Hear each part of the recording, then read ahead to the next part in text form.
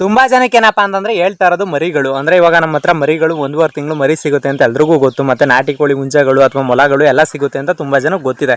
But ಅದ್ರಲ್ಲಿ ಏನಪ್ಪಾ ಅಂತಂದ್ರೆ ತುಂಬಾ ಜನಕ್ಕೆ ಹೇಳ್ತಾ ಇರೋದೇನು ಅಂತಂದ್ರೆ ತುಂಬಾ ಜನಕ್ಕೆ ನಾನು ತುಂಬಾ ಸಲ ಹೇಳ್ತಾ ಇದ್ದೀನಿ, ನೀವು ಯಾವುದೇ ಕಾರಣಕ್ಕೂ ಮರಿ ಇದ್ದಾಗ ಕಾಲ್ ಮಾಡಿ ನಾನೇ ಪಿಕ್ ಮಾಡ್ತೀನಿ. ಮರಿಗಳು ನಮ್ಮ ಹತ್ರ ಬರೋದೆ 300-400 ಅಷ್ಟೇ. ಅಂದರೆ ಪ್ಯೂರ್ ನಾಟಿ ಮರಿಗಳು ಮಿಷಿನಲ್ಲಿ ಮತ್ತು ಕೋಳಿಲಿ ಎರಡು ತವು ಕುಂಡ್ರಿಸಿದಾಗ ನಮ್ಮ ಹತ್ರ ಬರೋದೆ 300-400 ಮರಿಗಳು. ಅದನ್ನು ತಿಂಗಳು ಒಂದ್ಸಲ ಹೇಳಿರ್ತೀನಿ. ಅಂದರೆ ಈ ಥರ ಈ 1ನೇ ತಾರೀಕು ಬುಕ್ಕಿಂಗ್ ಇರುತ್ತೆ, 1ನೇ ತಾರೀಕು ಬುಕ್ ಮಾಡ್ಕೊಳ್ಳಿ, ಬುಕ್ ಮಾಡ್ಕೊಂಡಿರೋರು ಮರಿ ಸಿಗುತ್ತೆ ಅಂತ ಪ್ರತಿಯೊಬ್ಬರಿಗೂ ಹೇಳ್ತಾ ಇದ್ದೀನಿ.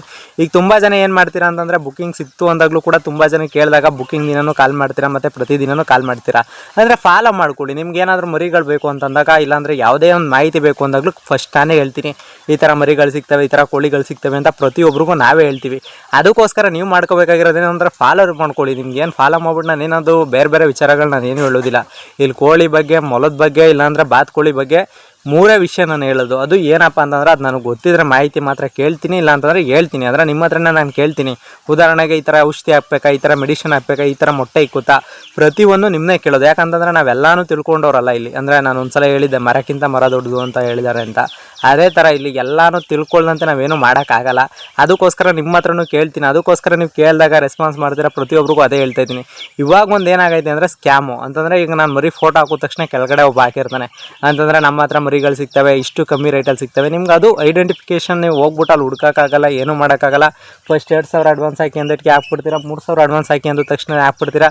ಆಮೇಲೆ ಏನು ಅಂತಂದರೆ ನಿಮ್ಗೆ ಆಸೆ, ಅಂದರೆ ಮರಿ ಕೊಡ್ತಾನೆ ಬಿಡುಗರು ಅನ್ನೋ ರೇಂಜ್ಗೆ ಆಸೆ. ಅಂದರೆ ನಾನು ಅಂತ ಅಂದ್ಕೊಂಡಿರ್ತಾರೆ ಕೆಲವರು.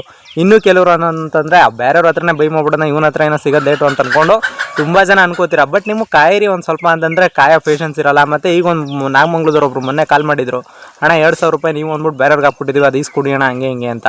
ದಯವಿಟ್ಟು ಆ ಥರ ತಪ್ಪುಗಳು ಮಾಡ್ಕೊಳಕ್ಕೆ ಹೋಗ್ಬಿಡಿ. ಸ್ವಲ್ಪ ಕಾಯಿರಿ ನಮ್ಮ ಹತ್ರ ಬೇಕು ಅಂದರೆ. ಬೇಡ ಅಂತಂದರೆ ನೀವು ಬೇರೆಯವ್ರ ಹತ್ರ ಟ್ರೈ ಮಾಡಿದ್ರು ಅದಕ್ಕೆ ನೇರ ಹೊಣೆ ನೀವೇ ಆಗ್ತೀರ ವಿನಃ ನಾನು ಆಗೋದಿಲ್ಲ.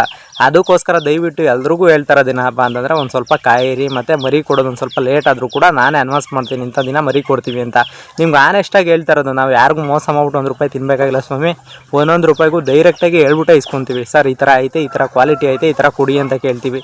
ನೀವು ಮೇಲ್ಗಡೆ ಕೊಟ್ಟರು ನಾವು ಇಸ್ಕೊಳ್ಳಲ್ಲ, ಅದ್ರ ಕೆಳಗಡೆ ಕೊಟ್ಟರು ನಾವು ಇಸ್ಕೊಳ್ಳಲ್ಲ. ಇರೋದನ್ನ ಹೇಳ್ಬಿಟ್ಟೆ ಇಸ್ಕೊತೀವಿ, ಇರೋದನ್ನ ಹೇಳ್ಬಿಟ್ಟೆ ವ್ಯವಹಾರ ಮಾಡೋದು ಫ್ರೆಂಡ್ಸ್.